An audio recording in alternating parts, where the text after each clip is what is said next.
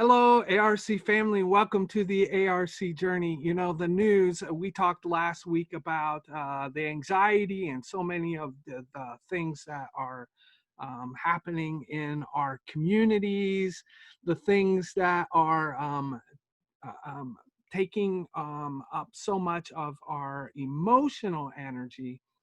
And with the news continuing on, with the explosion in the Middle East, with the extreme hurricane or the extreme hurricanes that came through, or to Iowa's fields being flattened just today or yesterday.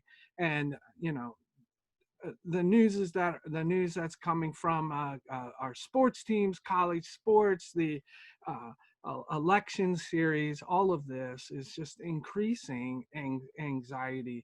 And so, one of the things that we talked about last week is how do we need to be able to identify it. And this week I want to talk about managing it. How do we help to manage that anxiety in this season? And there are a couple things that came from that podcast that we listened to with Steve Cuss. So Carey Nieuwhof, leadership podcast, the interview that he had with Steve Cuss. If you haven't had a chance to listen to it, I really recommend that you jump onto his podcast and take a listen. I think it would be really helpful for you and your ministry at this time. But there's a couple things after thinking about this that I wanted to share. And that is how do we be an incarnational presence, or if you were talking systems theory and counseling, how are we that non-anxious presence during all of this anxiety-laden time?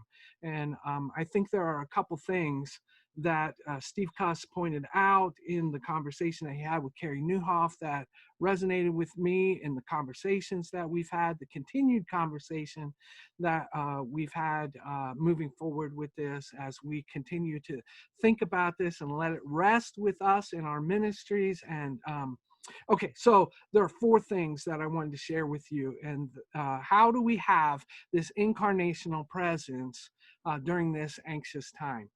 The first thing is Steve Cuss pointed out, it needs to come from the overflow of our time with God. So whatever it takes for us to be able to be in God's presence, we need to be doing it at this time. We need to be spending time in God's word. We need to be spending time worshiping. I know for Mike Babula, that means pulling out his guitar and sitting down with the door closed and just playing music and singing and worshiping. I got to tell you, I've spent yesterday and today just listening to elevation worship, just being in this worship mood and atmosphere, and it's had tremendous impact, refilling me, renewing, restoring. And I think whatever it is that draws you closer to God, that creates those moments where we feel like, yes, we are in God's presence, that's what we need to be doing. Because our incarnational presence comes first and foremost out of the overflow of our time and our presence with God. So that's the first thing. Thank you, Roy Countryman. Sending me his devotional thought, his word for the day that he's receiving from God. I mean, these are the kinds of things that draw us back and keep us anchored in God's presence. So just awesome stuff. So from the overflow comes an incarnational presence. The second thing is we need to be able to take our own pulse first. What is it that we're anxious about? What are we holding on to? What are we not letting God take care of? What are we trying to manage?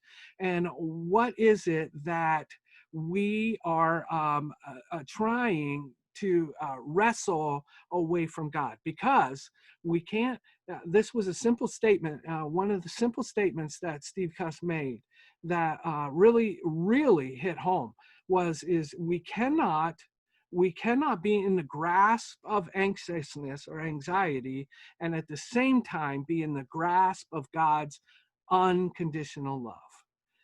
You're going to be in the hold of one or the other. And so, what is it that has us by the shirt tails? What are we not letting God manage or take care of?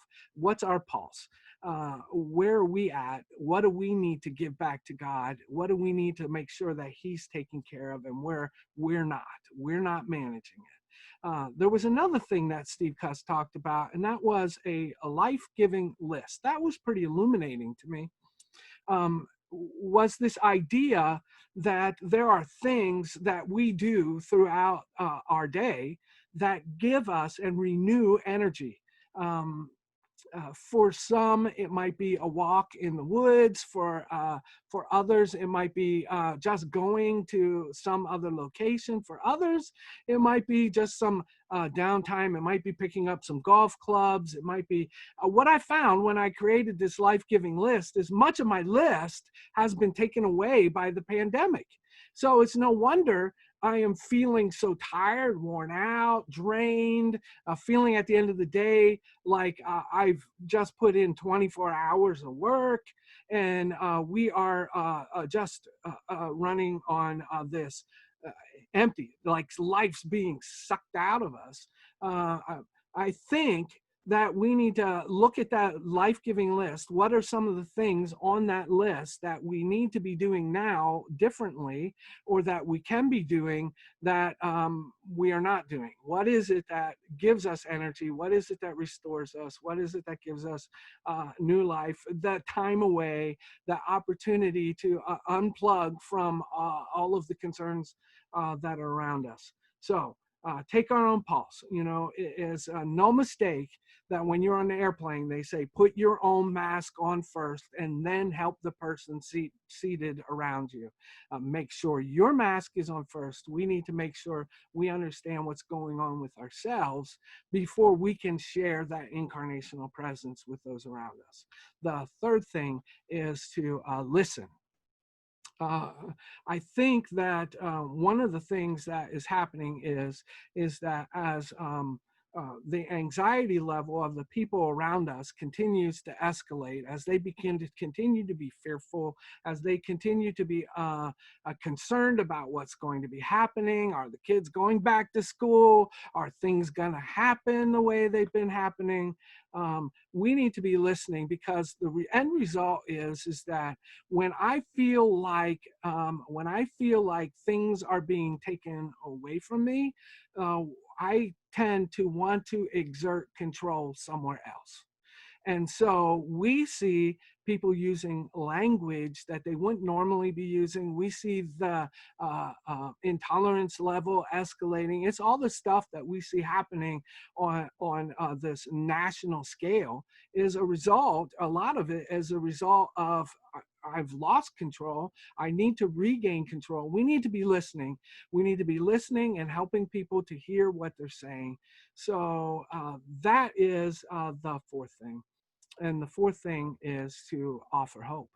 Is the amazing thing is that we're pastors, right? We're supposed to have the answer. We're supposed to have this emotional intelligence to be able to see and understand what's happening below the surface. And although when we're listening, we're trying to do that, it's not always the case. It a lot of times just comes back to, I hear what you're saying. I can't imagine how you might be feeling right now, but I know this: God is in control. None of this has caught him by surprise.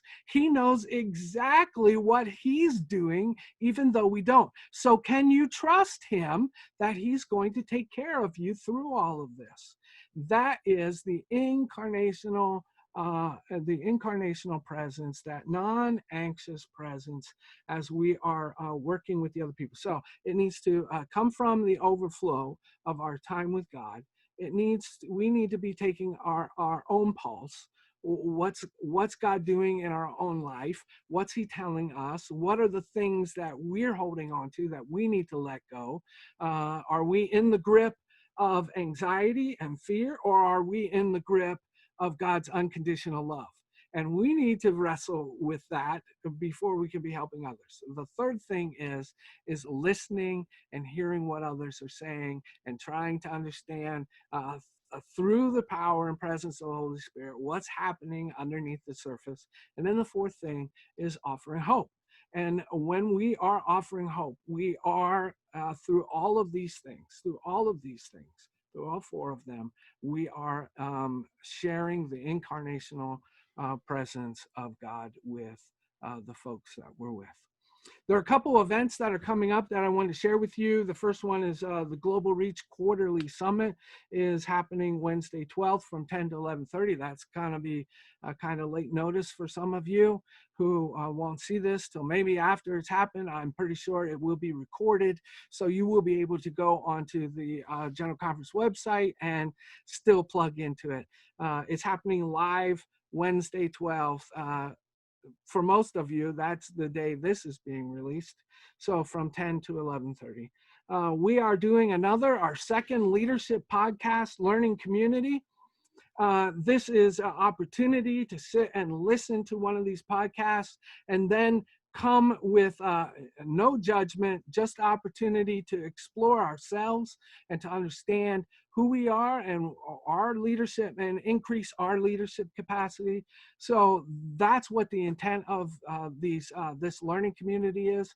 So it is just coming, sharing ideas, what was impactful for us as we listened, was God telling us while we were listening to this, how does this influence our ministry, and it's a pretty lively discussion, and I invite you to come join us. That will be happening Friday, August 21st at 10 o'clock through Zoom, and if you text or email me, I will be sure to make sure that you get an invite, or if you look into Compass, we will have that information in there. But we will be looking this time at the Carrie Nieuwhof Leadership Podcast number 351.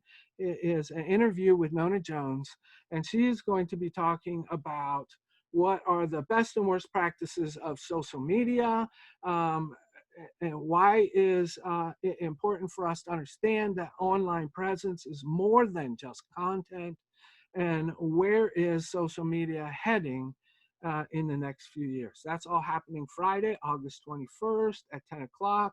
We will be discussing Carrie Nieuwhof's Leadership Podcast number 351. So if you haven't had a chance to go listen to any of those podcasts, head out there. Podcasts are a great way to be doing some continuing education, to expanding our leadership capacity, allowing God to speak to us through others. I want to tell you that we love you. We are praying for you. And if there's any way that we can be praying for you specifically, let us know. You are in our hearts and in our minds, and we want to do whatever we can to help you be successful in your ministry. Keep on shining, and God bless. All right. Bye-bye till next week.